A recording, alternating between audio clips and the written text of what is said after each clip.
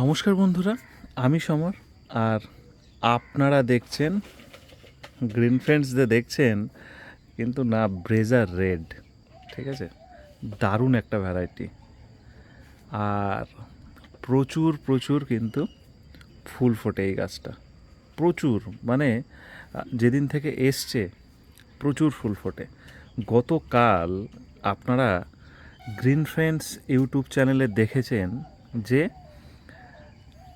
Orchid garden nursery, হ্যাঁ, কিন্তু নাম হলো অর্কিড গার্ডেন নার্সারি। সেখানে কিন্তু বোগেনভেলিয়ার একটি স্বর্গরাজ্য। প্রচুর বোগেনভেলিয়া দেখেছেন কালকে কালেকশন করার জন্য, অর্থাৎ আপনারা সেখান থেকে নেওয়ার জন্য, কেনার জন্য। আর বিভিন্ন গাছের দাম, বিভিন্ন গাছের নাম, বিভিন্ন গাছের ভ্যারাইটি নিয়ে কিন্তু আমরা আলোচনা করেছি। আর আজ আমরা দেখাচ্ছি গ্রিন ফেন্স ইউটিউব চ্যানেলের প্রচুর প্রচুর বোগেনভেলিয়া বিভিন্ন জায়গা থেকে এসছে। একটা জায়গা থেকে এসছে বললে ভুল হবে, তবে এই ব্রেজাটা অর্কিড গার্ডেন নার্সারির দেওয়া। এখানে আরও একটা ভ্যারাইটি আছে, যেটা এটাও কিন্তু অর্কিড গার্ডেন নার্সারির দেওয়া। আর প্রচুর বড় একটা গ্রাফটেড গাছ, সবেমাত্র ফুল আসছে গাছটা। এই ভালো করে লক্ষ্য করুন, এই দেখুন ফুল আসছে। তবে আজকে এই ফুল আসছে বা ফুল প্রচুর বা কালার সুন্দর সুন্দর, এগুলো নিয়ে আমি আলোচনা করব না। আলোচনা যেটা করব, এই গাছের ডিটেলসে একদমই সুন্দর ফুল কি করে ফুটবে, গাছ বাঁচবে কি করে, গাছ মাটি কি তৈরি হবে, অ্যাকচুয়াল গাছের খাবারটা কি আছে, আর গাছের গ্রোথ নেবে কি করে। চলুন দেখে নেওয়া যাক অন্য জায়গায়। আমরা নিয়ে এলাম ছোট্ট একটা গাছ, ঠিক আছে, ছোট্ট একটা গাছ। এই গাছটা আমরা বসিয়েছি, এখানে দেখতে পাচ্ছেন ছোট্ট একটা টব, 6 ইঞ্চি মাটির টব ব্যবহার করা হয়েছে। বেশিরভাগ ক্ষেত্রে বোগেনভেলিয়া আমার এখানে যত আছে, বেশিরভাগ ক্ষেত্রে মাটির টব আমি ব্যবহার করেছি। তার কারণ একটাই, বোগেনভেলিয়া বিদেশি গাছগুলি একটু সেনসিটিভ বেশি হয়। অর্থাৎ টবের মাটির জল যদি থাকে বা জমে থাকে বা একটু বেশি হয়, তাহলে কিন্তু গাছ নষ্ট হয়ে যাওয়ার সম্ভাবনা বেশি থাকে এবং পাতা ফ্যাকাশে হয়, পাতা হলুদ হয়ে যায়, বিবর্ণ হয়ে যায়। তাই আমি ম্যাক্সিমামটাই চেষ্টা করেছি বিদেশিগুলি মাটির টব দেওয়া, কিন্তু দেশিগুলি আবার আমি দিয়েছি প্লাস্টিকের টব। এরকম অনেক নানান কারণ আছে, সেই কারণের মধ্যে যখন যেটা পেয়েছি মোটামুটি করেছি। তবে যেটা মেন দরকার, মাটির টব ব্যবহার করা। অনেক ধরনের মিডিয়া তৈরি করে সব কিছু ফেল, একদম সুন্দর একটা গাছ এবং সেই গাছে ফুল ফুটবে, প্রচুর প্রচুর এরকম ফুল আসবে, ডাল পাতা দেখা যাবে না, ফুল দেখা যাবে। তো সেটা করতে গেলে মেন যেটা দরকার, প্লেন দোআঁশ মাটি।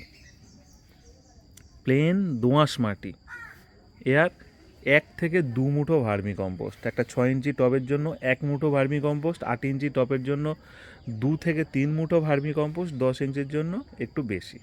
তবে বোগেনভেলিয়া সবসময় যেহেতু রুট বাউন্ড, শিকড় বেশি হলে পছন্দ করে ফুল আনতে, বা ফুল আনার সাহায্য হয়, বা ফুল বেশি ফোটে শিকড় বেশি আনলে।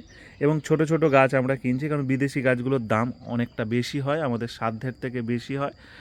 সবার ক্ষেত্রে সমান নয়, তবে আমার ক্ষেত্রে যেটা হয় সেটাই বলছি। তো তাই মাটির টব এবং দোআঁশ, প্লেন দোআঁশ মাটিতে এই বোগেনভেলিয়া গাছ বসাতে হবে। খাবার নিয়ে, এই খাবার নিয়ে আমার মনে হয় না কোনো চিন্তা করার কোনো প্রয়োজন আছে বলে। অর্থাৎ মাসে একবার, বেশিবার নয়, মাসে একবার 1 মুঠো করে মিক্স খাবার, জৈব মিক্স খাবার, যে মিক্স খাবারটা বহুদিন তৈরি করা থাকবে, মানে আজকে তৈরি করে কালকে গাছে দেবো তা নয়, বহুদিন তৈরি করা থাকবে, সেই মিক্স খাবার আমরা দেব। কাটিং করার প্রয়োজন আছে, না হলে এই ঢ্যাঙা লম্বা ডাল বেরোবে আর সেই মাথায় গিয়ে একটা হলুদ ফুল হবে। ফুলটা দেখতে ভীষণ ভালো, কাছে আনার চেষ্টা করছি, একদম মানে মন খুশ হয়ে যাবে এরকম ফুল, প্রচুর ফুল একটা মাথায়। এই গাছটাকে শেপ আনার জন্য কাটিং করার প্রয়োজন, এখান থেকে কাটিং করে দিতে হবে। এগুলো কাটিং করে দিয়েছি, এগুলো আবার এই শাখা পোশাকা আসছে, কিন্তু কাটিং করার প্রয়োজন আছে। আমি কেন কাটিং করিনি, ওই ফুলটা দেখবো বলে। বা এটা হতে পারে ফুলটা দেখার জন্য, নেওয়ার জন্যই কিন্তু আমি ওইটাকে লম্বা হতে দিয়েছি। কীটনাশক দেওয়ার কোনো প্রয়োজন নেই, ফাঙ্গিসাইড দেওয়ার কোনো প্রয়োজন নেই, তবে মাঝে মধ্যে লাগে বিদেশিগুলি লাগে, মাঝে মধ্যে লাগে। তবে যদি ঠিকঠাক কেয়ার করেন তাহলে ফাঙ্গিসাইড দেওয়ারও প্রয়োজন নেই। ঠিকঠাক কেয়ার বলতে কীরকম, জলটা বুঝে দেন, জলটা তুলনামূলক একটু কম দেন, গাছ এরকম সতেজ আছে, মাটি এরকম শুকনো শুকনো ভাব, মানে সবসময় রসালো মাটি নয়, তাহলে কিন্তু গাছ নষ্ট হতে পারে। এই রকমই বেশ কিছু টিপস, অন্য কিছু নয়। এবারে বলি, অনেক সময় কি হয়, এই যে এই গাছটা ধরুন, আমার এই গাছটা পড়ে গেছিলো, উপর থেকে পড়ে গিয়ে ভেঙে কোনো মাটি, মানে গাছের মধ্যে কিছুই ছিল না, মানে এই টবের শিকড়ে প্লেন দোআঁশ মাটি, সেক্ষেত্রে কোনো খাবার নয়, কিছু নয়, প্লেন দোআঁশ মাটিতে গাছটা কিন্তু আমি বসিয়ে দিয়েছি, আর কিচ্ছু করিনি, বার্মিও দিইনি। গাছ ধরে গেছে, গাছ সুন্দর হয়ে গেছে, দিব্যি আছে। এবার ওকে এক মুঠো মিক্স খাবার দিয়ে দেবো, হয়ে যাবে। ড্রেনেজ ভালো করব, হয়ে যাবে। ডাল কি যখন তখন কাটা যায়? আপনি চাইলে বোগেনভেলিয়ার ডাল যখন তখন কাটা যায়, মানে ফুল হয়ে গেল কেটে দিলেন, ফুল হয়ে গেল কেটে দিলেন। যেমন আমি রিসেন্ট কিছুদিন আগে এটা কেটেছিলাম, তার মধ্যে দিয়ে ফুল চলে এসছে, মানে মাথায় আর পাতা আসার সুযোগ পায়নি, নতুন ডাল, আর সেই নতুন ডালে ফুল। আর ফুল তো বুঝতেই পাচ্ছেন, পুরো থোকা থোকা। দেখুন, মধ্যা কথা, অতিরিক্ত জল দেওয়া চলবে না, সে যে কোনো বোগেনভিলিয়ার ক্ষেত্রে অতিরিক্ত জল কোনো রকমভাবে দেওয়া চলবে না, সেটা বোগেনভিলিয়ান হয় যে কোনো গাছের ক্ষেত্রে। এ আর বাঁশ গাছ নয় যে যত খুশি জল দিয়ে দিলাম, এটা তো মেনটেন করতে হবে, বা মেনটেন আমরা করি, আমরা জানি। অতিরিক্ত খাবারও কোনো গাছ পছন্দ করে না, করে সে জবাগুলো করে, সবজি গাছ করে, বোগেনভেলিয়া গাছ এত খাবারের প্রয়োজন নেই, এমনি ন্যাচারালভাবেই ফুল আসবে। ফুল আনার জন্য কোনো খাবার দিতে হবে বা বিশেষ কোনো খাবার আছে, এগুলো বলা মানে বোকামো করা হবে বোগেনভেলিয়ার ক্ষেত্রে। তবে হ্যাঁ, জল মেপে দিলে বা কম দিলে পরিমাণের তুলনায় ফুল চলে আসে গাছে। আর মাসে একবার খাবার দিলে এক মুঠো করে টবের মাটিতে যথেষ্ট খাবার থাকবে, বেশি কেয়ার বা বেশি যত্ন নেওয়ার কোনো প্রয়োজন নেই। কীটনাশক লাগে না বলেই দিলাম। তবে হ্যাঁ, ফাঙ্গাল প্রবলেমটা হয় যদি ঠিকঠাক টবের মাটিতে কোনো রকম ফাঙ্গাস বা পচন রোগ না ধরে, সেক্ষেত্রে আপনার ফাঙ্গাস লাগবে না। আর যদি লাগেও বা যদি ভয় থাকে, মাসে একবার করে স্প্রে করে দেবেন, হ্যাঁ একটু ভালো ফাঙ্গিসাইড দেবেন, অ্যামিস্টার টপ দেবেন, কী আছে। চলুন, একটা সুন্দর জবা ফুটেছে, আর সেটা দেখাবো না, সেটা হয়? রেগুলার এই গাছটায় ফুল ফোটে, আর কোনো না কোনো দিকে, ওই দিকে দেখুন কুড়ি আছে, ওই দিকটা দেখুন কুড়ি আছে, রেগুলার ফুল ফোটে, ঠিক আছে। গরমের সময় বেশি ফুল ফোটে না, এই সময় বেশি ফুল ফোটে। যেমন এই বোগেনভেলিয়াটা প্রচুর ফুল হয়েছিল, আপনারা দেখেছেন, আমি ভালো করে কাটিং করে দিয়েছি, একটা শেপ করার চেষ্টা করেছি, রিপোর্টিংটাও করেছি, এই সময় করেছি। আদারনার ভ্যারাইটি, ঠিক আছে, এটা একটা অন্য মিডিয়াতে আছে, তবে আমি প্লেন দোআঁশ মাটিতে করে দেবো। ফুল ভীষণ সুন্দর, আদারনা সবাইকে একটা করে কিনতে বলি। অন্য মিডিয়াতে আছে, মানে অ্যাডেনিয়াম বোগেনভেলিয়া, অ্যাডেনিয়াম বসানোর মিডিয়াতে আছে। অনেকেই প্রশ্ন করবেন সেই গাছটা গেল কোথায়, এত ফুল হলো।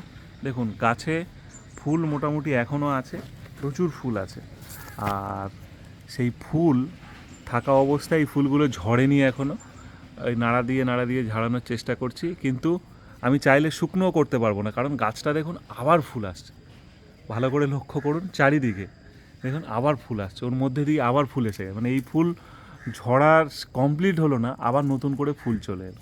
এটাই পাওনা বোগেনভেলিয়ার থেকে, আর বোগেনভেলিয়ার এটাই বিশেষত্ব, ঠিক আছে, যে ফুল আসবে রুট বাউন্ড, মানে একই টবে দীর্ঘদিন থাকবে, মাসে একবার খাবার পড়বে, এবার জল পড়বে রেগুলার, কিন্তু পরিমাণে কম ফুল আনার সময়, বাকিটা ন্যাচারালি যেরকম। আমি চলুন না আরও কিছু বোগেনভেলিয়া দেখায়। গাছগুলো একটু ঝেমানো ঝেমানো লাগছে, মানে আমি রেগুলার জল দিচ্ছি না, একদিন জল দিচ্ছি আর একদিন পরে জল দিচ্ছি, এবং এই প্রত্যেকটা গাছ মাটির টবে আমি বসিয়ে রেখেছি, এবং মাটির টবে বসানোর পরে অন্য জায়গায় ছিল। গাছের গ্রোথ, গাছে ফুল আনার টেন্ডেন্সি, এই সব কিছু কিন্তু খুব সুন্দরভাবে দেখতে পাচ্ছি বা লক্ষ্য করতে পাচ্ছি, এবং গাছের যে গ্রোথ, সেগুলো অসম্ভব সুন্দরভাবে রেগুলার, গাছের গ্রোথ দিনে দিনে চেঞ্জ হচ্ছে, সেটা লক্ষ্য করতে পারছি। কিন্তু বোগেনভেলিয়া অন্য মিডিয়াতে আমি করে এই ভালো রেজাল্ট পাইনি, আর সেই ভালো রেজাল্ট পাইনি বলেই কিন্তু আপনাদেরকে জানালাম যে একদম প্লেন দোআঁশ মাটি, এক দুমুঠো ভার্মি কম্পোস্ট, আর কিচ্ছু নয়। চাইলে গোবর সার দিতে পারেন, আর কিচ্ছু নয়। আর পরিমাণের তুলনায় জল কম আমি দিচ্ছি, কিন্তু শুধুমাত্র এই গাছে ফুল আনার জন্য নয়, মানে আমার ফুল এই গাছে লাগবে না, নতুন গাছ তো, খালি গাছটার মানে বেঁচে থাকার যে প্রবণতা এবং গাছ দ্রুত বাড়বে, এই যে জল টান দিচ্ছি আবার একটু জল দেব, দ্রুত গাছ বাড়বে, সেটাই করলাম।